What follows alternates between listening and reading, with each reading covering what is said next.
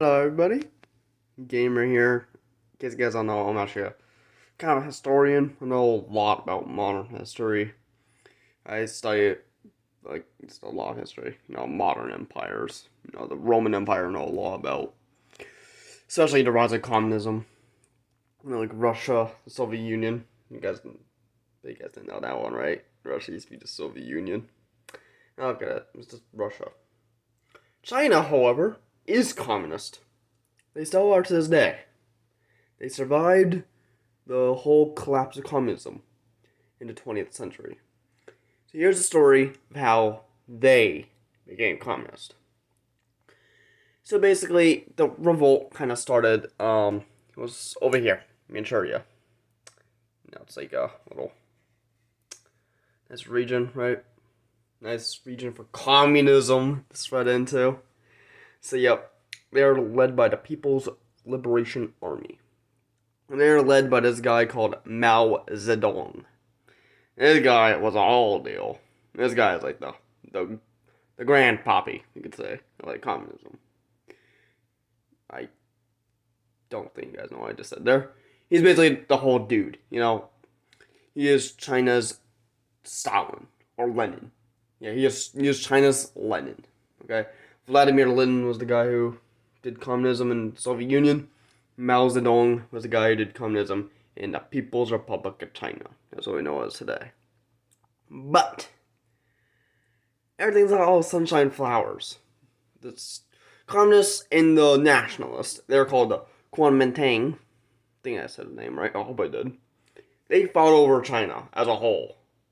The Chinese, the nationalists, they're all the way down here, south, like nice down here.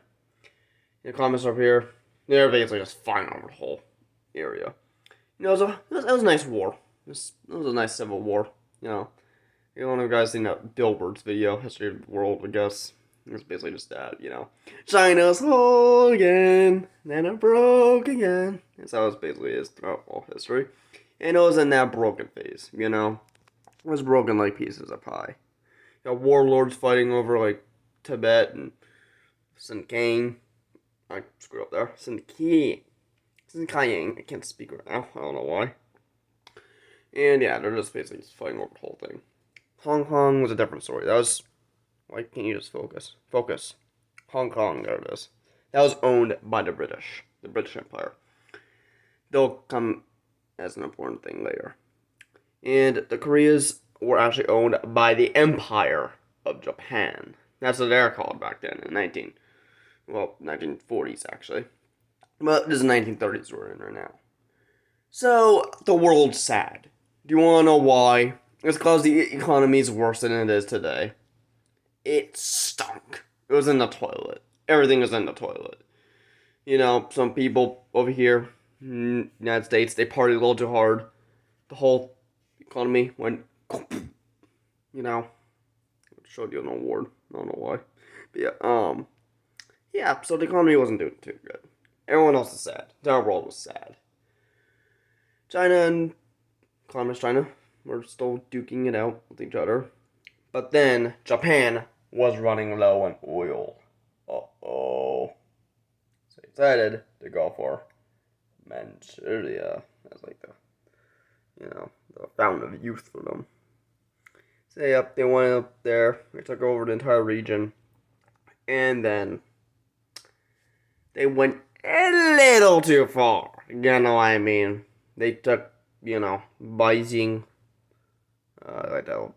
Actually, I did there. Sorry, I don't know why I just did that. Nanjing. That's something we don't like to talk about. There's some bad stuff that happened in Nanjing. Let's just not talk about it, okay? Okay. So, yeah, there's a whole kabang. The island of Formosa over here. We call it Taiwan today. That was also owned by Japan. So, 1937, Japan fully invaded China. Here's a good idea. Let's put anime into China. Except one thing. Anime didn't exist back then. I'm sorry.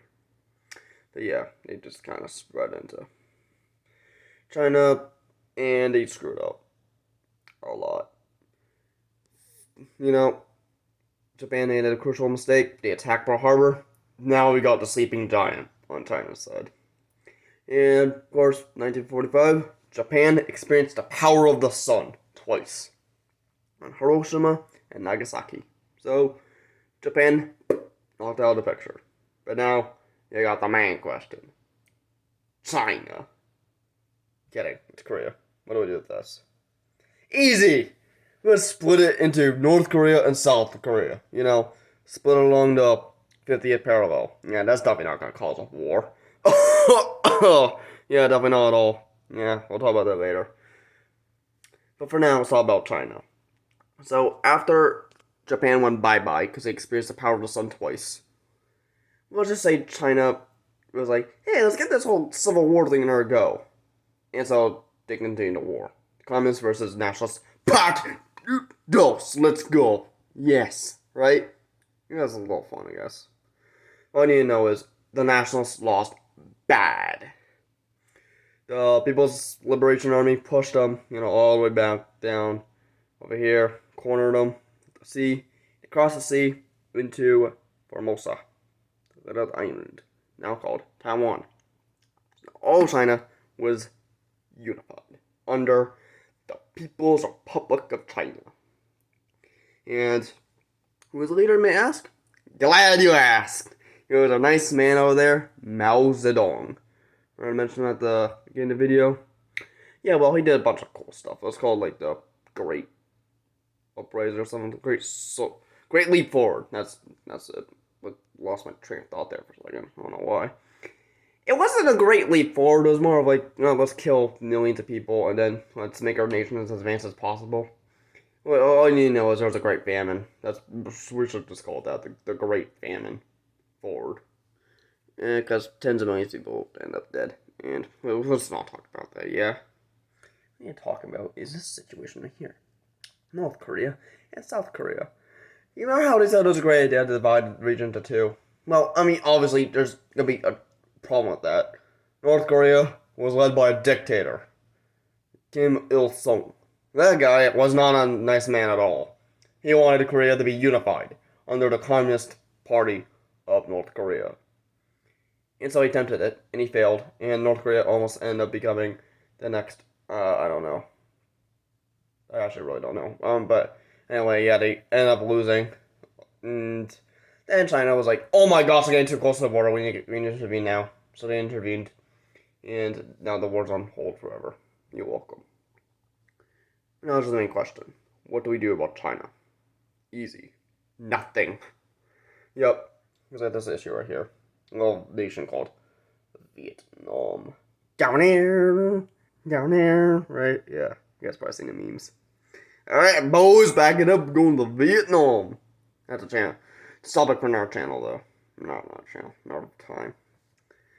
China entered the World Trade Organization in, I think it was 2001 or something like that. And yeah, they kind of entered the 21st century strong as a bull. Enough to challenge the next person of the story. United States of America. Let's go, boys. Home of the free. We got a new rival. It's China. Yep, Soviet Union went bye-bye because they couldn't deal with the new economy. So now China is our main competitor.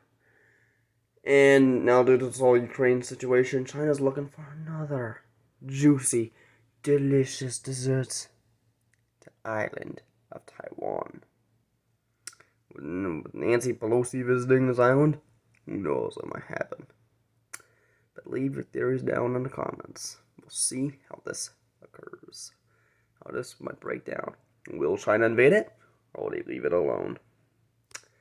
Thanks for watching the video. Guys, if you're new to the channel, please make sure to subscribe, leave a like, and yeah, I'll see you guys next time. Bye.